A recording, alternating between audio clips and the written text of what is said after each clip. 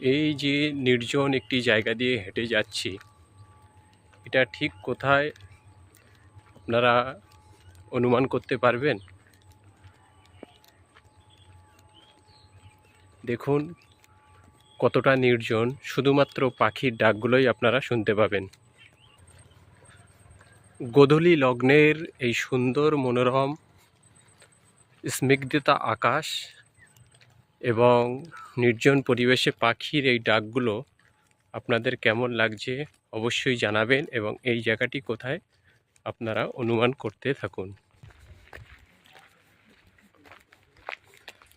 আপনারা কল্পনা করতে পারবেন না কত পুরনো পুরনো গাছ আছে এখানে। আর এই ব্যস্ত কোলাহল শহরের মধ্যে এরকম একটি নির্ঝুম জায়গা আপনাদের একা হেঁটে যেতেই ভয় লাগবে। শুধুমাত্র আপনারা বিভিন্ন পাখির ডাক আর প্রাকৃতির নিস্তব্ধতায় আপনাকে মুগ্ধ করে দেবে, যদি আপনি মানসিকভাবে সাহসী হন।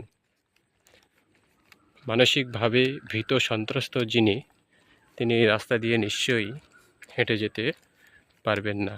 দেখুন ব্যস্ত কোলাহল শহরের এই স্নিগ্ধতা আকাশের নিচেই এরকম একটি প্রাকৃতিক পরিবেশ।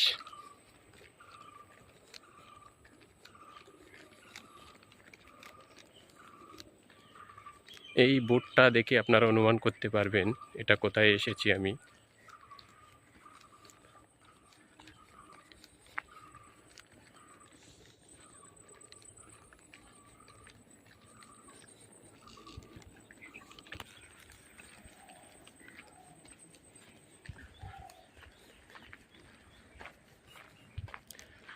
এখান থেকে ফেসবুক লাইভ করে আপনাদের দেখাতে পারতাম, কিন্তু যেহেতু একটি নির্দিষ্ট গাইডলাইন্স মেনটেন করেই এর মধ্যে প্রবেশ করতে হয়েছে,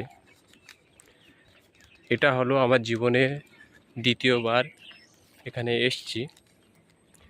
এর পূর্বে আরেকবার আমি এখানে এসেছিলাম, সেই অভিজ্ঞতা থেকেই জানতাম যে এখানকার পরিবেশটা কতটা শান্ত,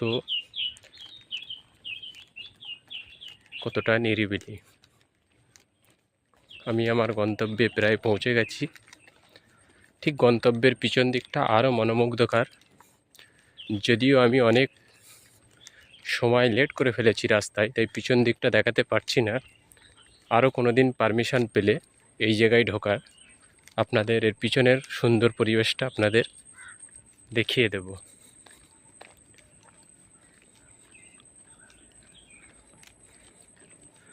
ওই যে দূরে যে বিল্ডিংটা দেখা যাচ্ছে, ওখানেই আমাকে থামতে হবে গিয়ে।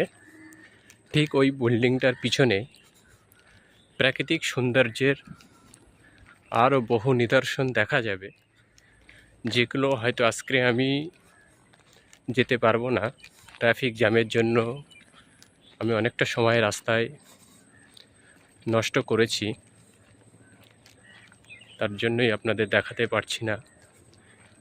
আপনারা বুঝতে পারলেন কতটা সুন্দর নিরিবিলি নির্ঝুম এই জায়গায় আমি চলে এসেছি। নিশ্চয়ই আপনাদের সঙ্গে বলবো ঠিক কোন জায়গায় এসেছি। অবশ্য জনসাধারণ এখানে প্রবেশ করতে পারবে না, শুধুমাত্র কাজের সূত্রে যারা আসে তারা এখানে প্রবেশ করতে পারবে।